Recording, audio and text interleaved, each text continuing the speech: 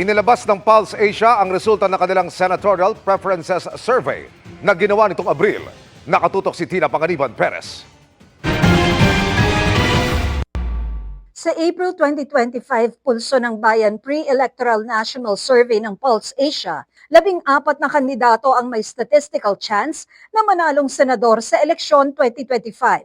Ito ay sina Senador Bongo, Congressman Erwin Tulfo, dating Senate President Tito Soto, Senators Bato de la Rosa at Bong Revilla, dating Senador Ping Lacson, Ben Tulfo, Senator Lito Lapid, Makati Mayor Abby Binay, Senator Pia Cayetano, Willie Revillame, Congresswoman Camille Villar, at mga dating Senador Manny Pacquiao at Bam Aquino.